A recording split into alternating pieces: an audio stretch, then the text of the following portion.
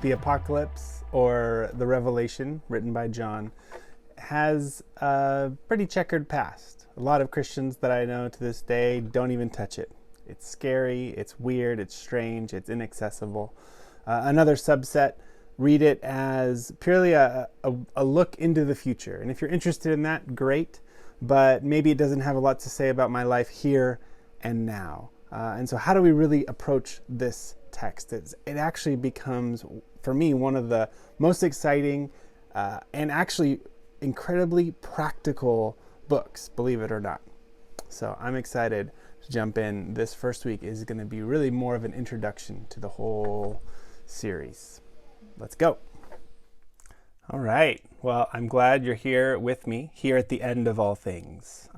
As we jump into the last book in the Bible, Revelation, I actually want to start by offering 4 keys to reading this book. These are pillars, foundational perspectives that have helped me as I've grappled with this book for years and years.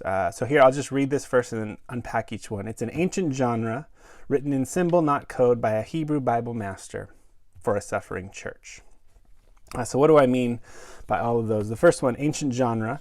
This was a style of writing that is just not prevalent today. We don't have this style. It was an ancient Jewish way of writing literature.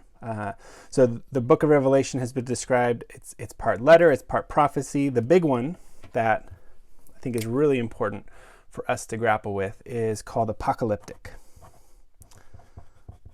And this has a lot of baggage. First of all, it's a Greek word, and it actually, quite literally, it's the word revelation, right here. It's this word, right here. It's a word that does not have all the baggage that the English language has. We use apocalyptic in Hollywood, in normal speak, to talk about the end of the world, something climactic. It was apocalyptic. That's actually not what this word means. This word means something revealed, something hidden that is being revealed. In this genre of writing, it was often a heavenly messenger came to someone, a follower of God, revealing some deeper significance, some heavenly significance about their earthly situation. It was often very political. It was highly symbolic. A good example might be the book of Daniel, very apocalyptic, where you have 4 beasts that represent 4 kingdoms, right? And on and on and on. And so this word literally just means revealing. I think it's, for me, really interesting to note that it's a revelation of Jesus Christ. More than a revelation about the end of the world, the end of time, some apocalyptic, in the English sense, event. It's a revelation, and one of the best reasons to read Revelation is because it teaches us about who Jesus is. It puts Jesus right in the center of our focus in some really profound ways. But it's apocalyptic, which means something is being revealed, and that thing that's being revealed is Jesus. To understand that as this ancient genre, it's hard. I think the best modern day corollary in my mind, honestly, has been to see the political cartoons. And that falls short pretty quickly. If somehow you could think of your political cartoons, like that section in your newspaper, as one day almost taking on some sort of highly religious meaning, as if people would turn there during their Sunday service to worship God because of these political cartoons, then maybe we're closer to the ballpark, because it wasn't just a political cartoon. But if I were to watch a political cartoon and I saw, an elephant squaring off against a donkey, I would not think that I was supposed to think of a literal animal battle. I would know that the cartoonist was talking about some sort of political fight between the Democrats and the Republicans. So in that sort of thing, it's the symbol of the political cartoon connects really well with the apocalyptic. So we'll get more into that, but that's a big one to kind of start to wrap our mind around. Apocalyptic means revelation. It does not mean the end of the world.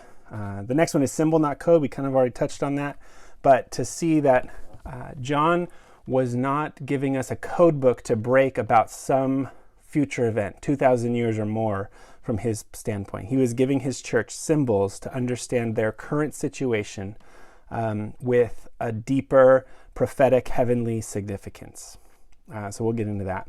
This one has been really powerful for me. So interestingly, the book of Revelation not once quotes from the Old Testament. You can't find a direct quote anywhere. And yet, every single line is an allusion to the Old Testament. John has just been soaking in the Hebrew Bible for years and years and years. He is a master of the Hebrew Bible. And this vision that he receives from the Lord is so packed full of the entire Old Testament. It's hard to wrap your mind around. I say this kind of tongue-in-cheek, but honestly, one of the best ways to understand the book of Revelation is to first memorize the whole Hebrew Bible, memorize the Bible, and then read Revelation, right? And it's hard to do. But we're going to unpack that and just see, even in these first 3 verses, which is kind of the intro to the whole book, there's some clear references to Daniel chapter 2 and other places as well. And so the more you understand that the Hebrew Bible is behind every image, every line of the book of Revelation, the easier it starts to become to unpack. And then finally, this perspective is that this book was written primarily for a suffering church, for Christians who are dealing with hardship, with suffering, with persecution and oppression. And honestly, for the last 2,000 years, if you look at the history of how this book has been used, it's been the suffering church that has received the most comfort from this book. It's when I think that the tragedy of today is most of us in the Western world live in relative comfortableness.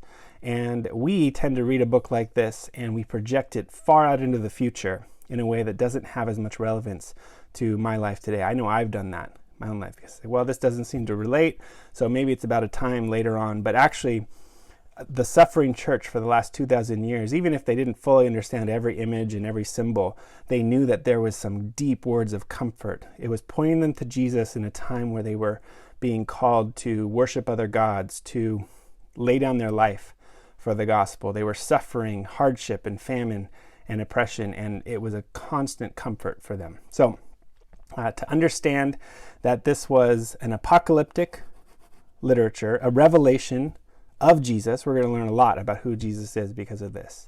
We're going to look at how this is symbol and not code. And we're going to remember each week that this was written by a Hebrew Bible master and try to find some links to the Old Testament as much as we can. And I think putting on this hat of reading it from the margins, from the suffering, from the oppressed will help unpack more and more for us.